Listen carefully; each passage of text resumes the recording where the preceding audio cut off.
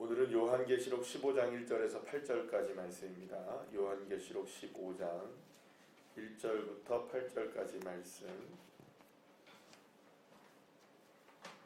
우리 함께 합독하시겠습니다. 또 하늘에 크고 이상한 다른 이적을 보매 일곱 천사가 일곱 재앙을 가졌으니 곧 마지막 재앙이라. 하나님의 진노가 이것으로 마치리로다.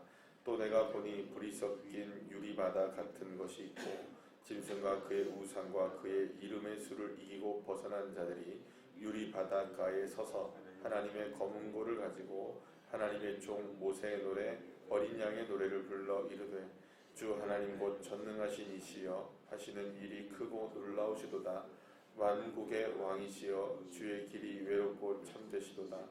주여 누가 주의 이름을 두려워하지 아니하며 영화롭게 하지 아니하오리까. 오직 주만 거룩하시니이다. 주의 의로우신 일이 나타났음에 만국이 와서 주께 경배하리이다 하더라. 또 이 일 후에 내가 보니 하늘에서 증거 장막의 성전이 열리며 일곱 재앙을 가진 일곱 천사가 성전으로부터 나와 맑고 빛난 세마포 옷을 입고 가슴에 금띠를 띠고 네 생물 중에 하나가 영원토록 살아계신 하나님의 진노를 가득히 담은 금 대접 일곱을 그 일곱 천사들에게 주니 하나님의 영광과 능력으로 말미암아 성전의 연기가 가득 차매 일곱 천사의 일곱 재앙이 마치기까지는 성전에 능히 들어갈 자가 없더라. 아멘. 할렐루야. 마지막 심판이 이제 다가왔다는 것은 성도들에게 두 가지 의미를 분명하게 전달해 줍니다. 하나는 승리가 머지 않았다는 것이고요. 또 하나는 반드시 마귀와 악한 세력은 진멸을 당할 것이라는 겁니다. 그렇기 때문에 궁극적으로 머지않아서 하나님의 나라가 이 땅 가운데 모두가 다 완성되는 날이 오게 될 것이라는 것이 이 심판을 통해서 우리가 볼 수 있는 하나님의 말씀이라고 볼 수 있습니다. 그러나 그 마지막에 이르러서 하나님의 마지막 일곱의 심판이 이제 남겨져 있는데 그것을 우리가 보통 일곱 대접의 심판이라고 말을 하는 것을 보게 됩니다. 그런데 이 마지막 심판이 시작이 되는데 이게 마지막 심판이기 때문에, 그러니까 지금까지 있었던 여러 가지 심판들 중에 마지막 심판이기 때문에 그만큼 이 심판은 지금까지와는 비교할 수 없을 정도로 강렬한 심판이 될 것이라는 것이 예고되고 있는 것을 보게 됩니다. 이렇게 마지막 일곱 심판이 엄청난 것은 이 심판으로 끝나는 것이기 때문이고, 그만큼 하나님의 진노가 악한 세력을 향해 세상을 향해서 크다는 것을 우리에게 보여주고 있습니다. 자, 그런데 오늘 본문에서는 마지막 하나님의 심판을 모두 다 이겨내고 승리하여서 하나님을 찬양하는 무리가 나오고 있는 것을 보게 되는데, 그들은 우상과 짐승과 우상과 그 이름의 수를 이기고 벗어난 자들이라고 오늘 본문에서 2절 말씀에서 말씀하는 것을 보게 됩니다. 그러니까 결국엔 마지막까지 신앙을 지키고 주님을 따랐던 그 사람들은 반드시 하나님을 찬양하게 될 것인데, 그들이 무리가 모여서 어떻게 찬양을 하느냐, 오늘 본문 여러분 3절부터 4절까지 그 말씀을 가지고 찬양의 모습이 나오는 것을 보게 됩니다.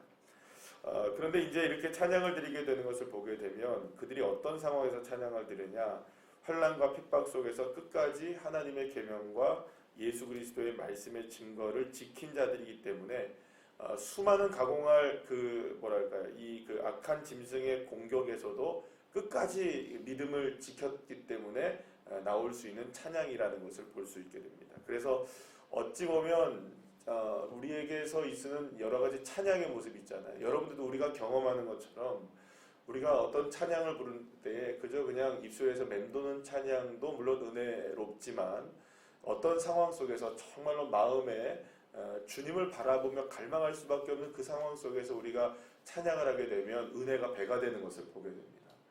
그럴 때 사실은 우리가 이 찬양을 부를 수 있는 것만으로도 감사하고 이 찬양을 부를 수 있는 것만으로도 주님께 위로를 받을 때가 있지 않습니까?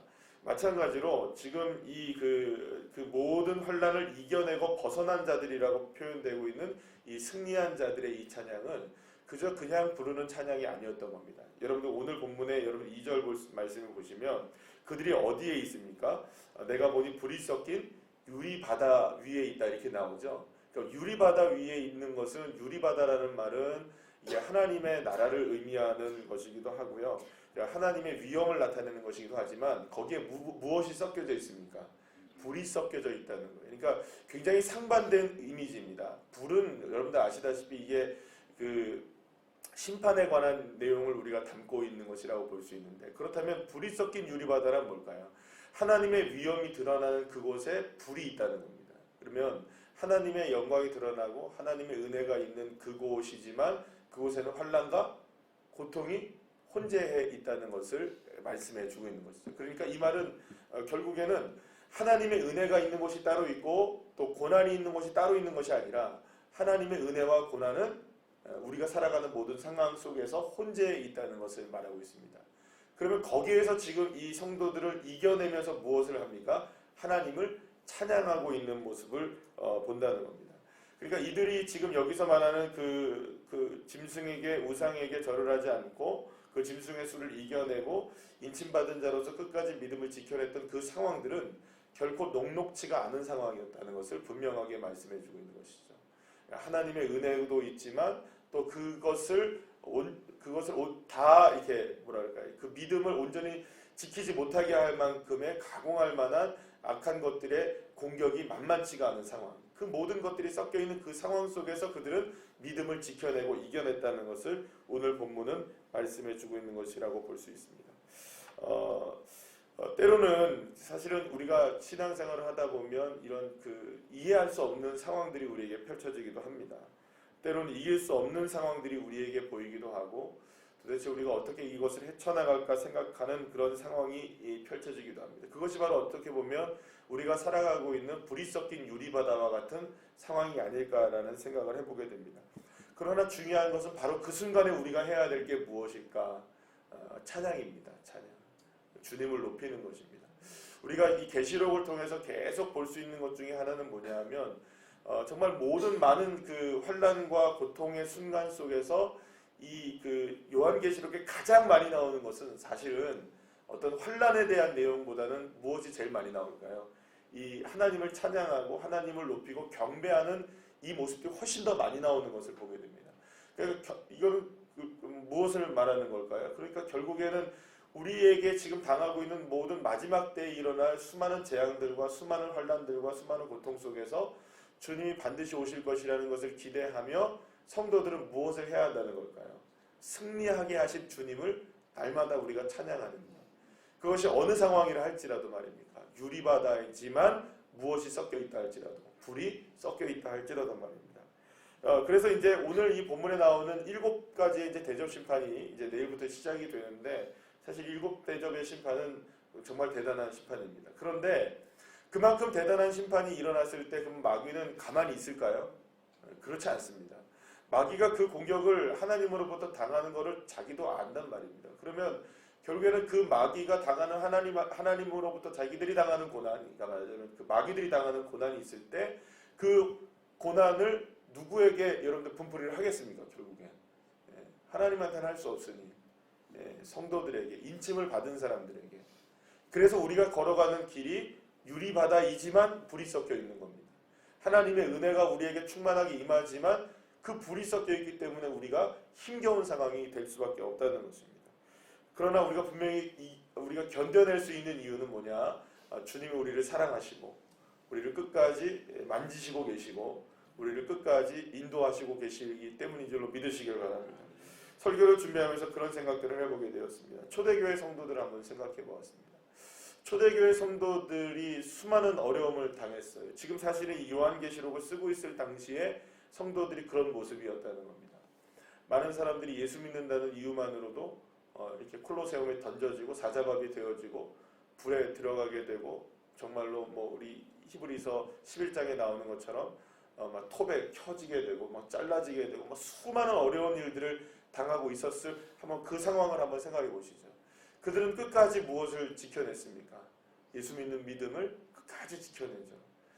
어쩌면 그렇게 생각했을 겁니다. 많은 사람들이 배교의 길을 걸을 수도 있었을 겁니다. 어떤 사람들은 예수님의 성화를 밟는 사람들이 있었을 것이고, 또 어떤 사람은 뛰쳐나가서 나 예수 안 믿는 사람도 있었을 겁니다. 그러나 많은 사람들이 그런 상황 속에서도 예수 믿는 믿음을 지키고 마지막 순교의 현장에서 그들은 무엇을 했을까요? 그 생각을 한번 하게 됩니다. 하나님 앞에 찬양하며 마지막 죽음을 맞이하지 않았을까? 정말로 뜨거운 눈물로 주님을 찬양하지 않았을까? 하나님 옳습니다. 주님이 하신 일은 크고 놀라우십니다. 만국의 왕이신 주의 길은 의롭고 참되십니다. 주님 누가 주의 이름을 두려워하지 아니하며 영화롭지 아니합니까? 오직 주만 거룩하시고 주만 의로우십니다. 만국은 주님만 경배합니다 하면서 이 찬양의 고백은 바로 마지막 순교를 앞둔 사람들의 찬양의 고백이 아니었을까라는 생각을 해보게 됩니다. 그러면 여러분 그들이 죽임을 당한 순간 눈을 감겠죠? 그리고 첫 번째 눈을 떴을 때 어떤 상황이 그들에게 펼쳐졌을까요? 불이 섞여있는 유리바다가 아닌 정말 찬란한 유리바다에 자신이 서 있던 것을 발견하게 되었을 것이고, 그리고 그 가운데 우리의 눈물을 닦아주시고 우리의 아픔을 걷어주시고 그리고 모든 수고를 그치게 하시고 평안케 하시고 샬롬을 주시는 주님의 그 성전 안에 그 안에 자신이 들어와 있다는 사실을 비로소 알게 되었을 것이라는, 체험하게 되었을 것이라는. 그러면서 그들은 무엇을 생각했을까? 마지막 불이 섞여 있는 유리 바다 가운데 그토록 고통스러운 상황 속에서 내가 하나님을 찬양한 것에 하나님의 놀라운 은혜가 바로 여기에 있었구나. 그 당시에는 내가 이 찬양을 통해서도 여전히 불이 섞여 있었지만 그 찬양과 그 고통 속에서 끝까지 주님을 믿는 믿음을 이겨냈을 때 나의 삶에 불은 사라지고 하나님의 영광스러운 은혜만이 내게 임했다는 것을 알게 되죠. 그래서 어쩌면 그들이 눈을 처음에 떴을 때에 자신의 몸이, 자신의 영혼이 주님의 성전 안에 들어와 있다는 사실에 얼마나 감격하고 얼마나 눈물을 흘렸겠을까. 결국에는 마지막 순간에 우리가 다가온다 할지라도 끝까지 우리가 지켜내야 되는 것은 무엇일까요? 주님 예수 믿는 그 믿음 아닐까라는 생각을 해보게 됩니다. 그렇기 때문에 오늘 본문 15장에서 우리에게 말씀하고 있는 이 말씀, 마지막 재앙을 앞둔 이 마지막 7 대접의 재앙을 앞둔 이 모습들을 바라보면서 우리는 두 가지를 생각해야 됩니다. 앞으로도 우리의 신앙생활은 결코 만만치가 않을 것이다. 여러분, 우리의 신앙생활은 결코 만만치가 않을 것입니다. 주님 만나는 그 순간까지 우리는 어쩌면 불이 섞인 유리바다에 있어야 할 것입니다. 왜냐하면 이거는 피할 수 없는 일이기 때문이죠. 그러나 중요한 것은 그렇다 할지라도 결국에는 우리는 어디에 가게 될까요? 주님의 앞에 서게 되는 그 주님의 영광스러운 성전에 들어갈 자가 될 수 있다는 것, 그 믿음을 가지고 오늘도 우리가 승리해야 될 것이라고 생각합니다. 그래서 오늘의 우리가 당하는 여러 가지의 삶의 고난과 여러 가지의 모습들 속에서도 우리가 이겨낼 수 있는 한 가지 근거가 있다면 우리의 눈물을 닦아주시고 우리의 모든 아픔을 위로해 주실 주님이 언제나 나와 함께 계시고 그분이 눈물을 닦아주실 것이기 때문이라는 것을 믿는 믿음으로 오늘도 하루를 승리해 나가는 귀한 자녀들 되시기를 간절히 축원합니다. 기도하시겠습니다.